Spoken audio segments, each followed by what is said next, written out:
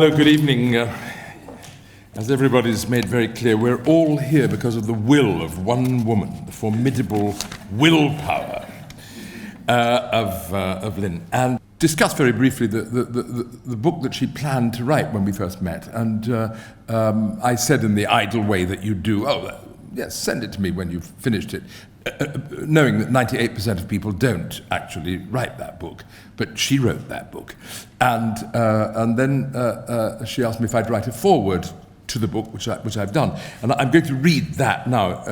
I'm also going to read from the book itself a bit later, but I'd like to read this because it sort of sums it all up.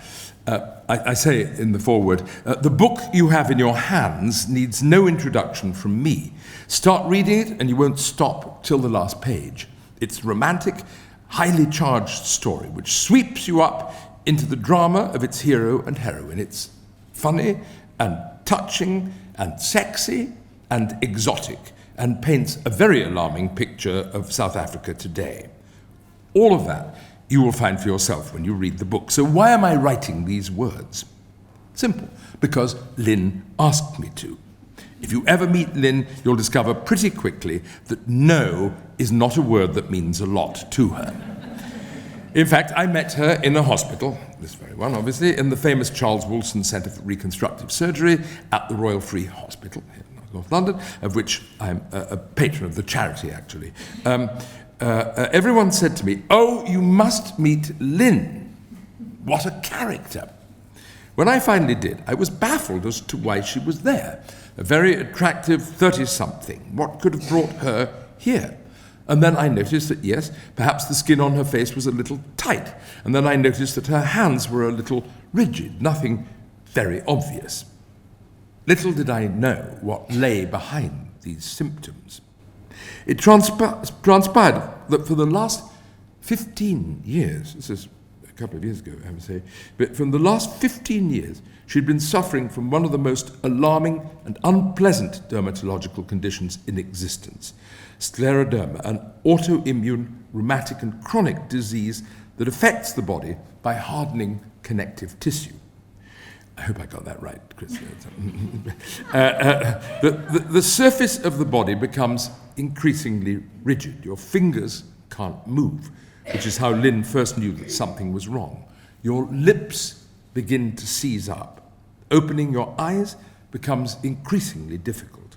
You are, in effect, trapped inside a body which is closing down, being buried alive with frightening speed and efficiency by your own system. No one really knows what causes it. It might be genetic, but it might not. And only recently has it been possible to arrest the symptoms, not to cure them, to arrest them.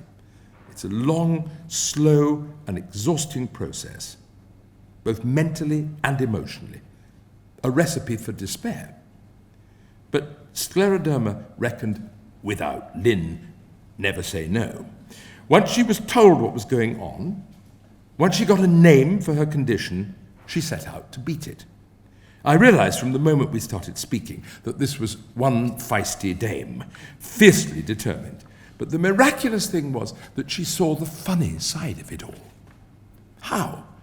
Had even a tenth of what has happened to Lynn happened to me, I would have curled up into a ball and crept away into a corner to die. Not her. She took it on without hesitation and laughed at it, spooky old scleroderma. And because of that, because of her refusal to give in, and perhaps even more because of her determination to laugh in its face, she's made astonishing progress. It wasn't so long ago that because of the hardening of the tissue in her mouth, she actually couldn't laugh. But she was having none of that. Her profound optimism, wherever it comes from, has kept her going. And now she laughs like a drain. She even managed to teach herself to type again, despite the inflexibility of her fingers. At that first meeting, she told me that she was planning to write a novel. I asked her to send it to me when she finished it, and now she has. I lazily assumed it would be a story about what had happened to her. Not a bit of it. It's about the search for love, the strength to believe that one is entitled to love and to be loved. I think that, in the end, is Lynn's secret. She believes in love, you see, its power and its healing potential. And nothing that has happened to her has dented that belief. It's very inspiring and a little bit humbling. Thank you.